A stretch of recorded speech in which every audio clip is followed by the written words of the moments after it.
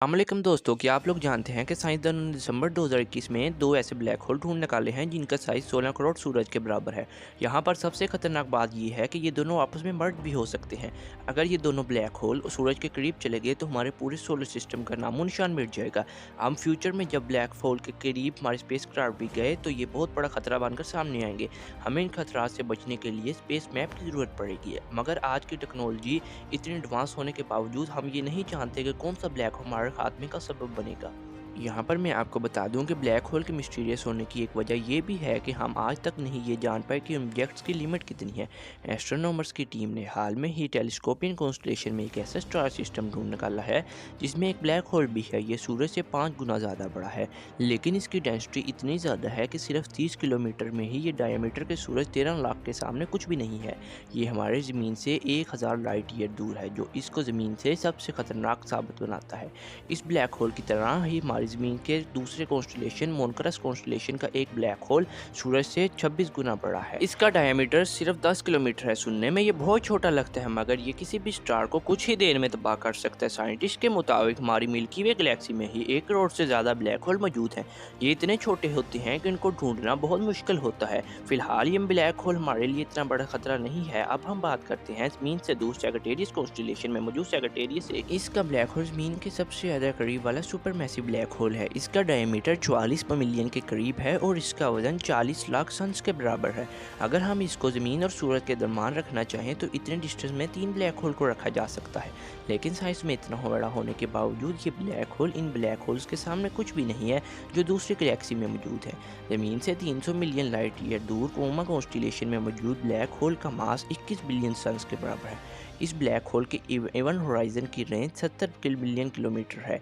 Even horizon black hole की ऐसी limit को कहा जाता है जहां तक इस ब्लैक होल की ग्रेविटी काम करती है। इसका साइज इतना बड़ा है कि हमारे सोलर सिस्टम के साइज में 3 स्टार सिस्टम आ सकते हैं।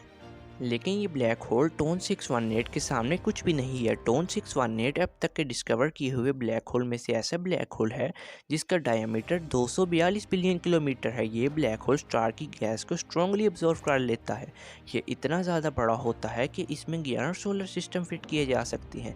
लेकिन आपको बता दूं कि आज हम जिस टोन 618 को देखते हैं वो आज से 10 बिलियन साल पुराना है। आज जो टोन 618 को है वो इससे भी ज़्यादा बड़ा हो सकता है। यहाँ पर मैं आपको बता दूं, ज़मीन को इन ब्लैक होल की ग्रेविटी से खतरा नहीं, बल्कि ये ब्लैक होल जिस तरह के इफेक्ट अपने साथ वाले पार्टनर पर डालते हैं हमें उनसे भी खतरा है। मिसाल के तौर पर आप टोन 618 की क्रेशन डिस्क को ही देख लें। ये वो रिंग होती है जिसमें टेम्परेचर बहुत ज़्यादा होता है। अगर फ्यूचर में हम गलती से भी इसके करीब भी चले गए तो हम कुछ ही सेकंड में जलकर ख़त्म हो जाएंगे।